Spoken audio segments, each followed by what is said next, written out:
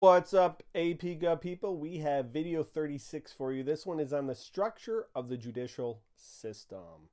Okay, three major courts that you should be familiar with. One is district courts, two is court of appeals, and three, you know it, is the Supreme Court. And here's a map of the courts of appeals and district courts.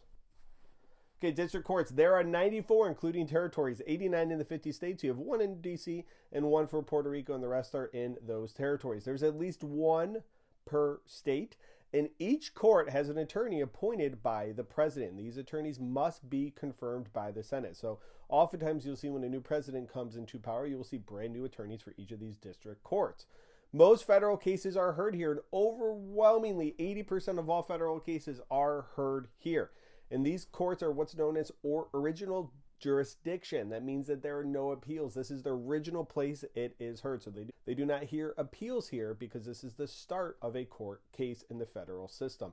And most, as I mentioned in the last video, most federal court cases end in plea deals. An astonishingly small percentage actually go through court. Okay, courts of appeals. There's 12 district courts plus one in D.C. And there's one court for at least two states, sometimes more. And three judges hear cases. There's a rotating basis of three different judges. And they review cases from district court. So they can review orders and decisions of federal regulatory agencies as well. Talked about regulatory agencies in a previous video. So for instance, they could rule on a decision by the FTC or the Federal Trade Commission or the SEC, the Securities and Exchange Commission. And there's no trials or testimonies in the courts of appeals. They simply review decisions by district courts. Now the Supreme Court, this is one's last hope for appeal. And here's a picture of the Supreme Court. Most cases never, ever, ever make it here. When you hear people say, I'm going to take this all the way to Supreme Court, chances are minuscule that it'll actually make it there. There's about 80 a year that are heard out of thousands and thousands and thousands of people that petition the Supreme Court. Now they decide which cases to hear. The Supreme Court does. There's something called the rule of four. If four judges agree to hear your case, guess what? Your case gets heard. So definitely know the rule of four. They interpret the Constitution and how it applies to laws, and they do so with judicial review, which was established by Chief Justice John Marshall. This is the most significant power of the Supreme Court. This was established in Marbury versus Madison and allows the Supreme Court to declare a law unconstitutional. They can declare both state and federal laws unconstitutional as well as executive orders. There are 8 associate justices and 1 chief justice.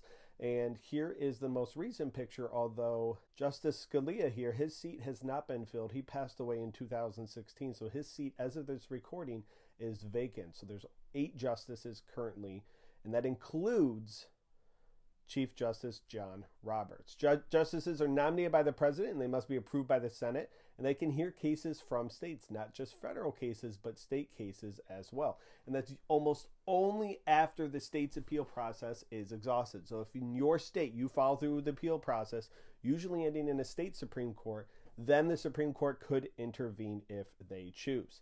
And the president's legacies can be cemented through Supreme Court nominees. This is one of the most important things that a president can do is appoint justices, because they often serve for 20, 30, 40 years. They have the ability to serve for life.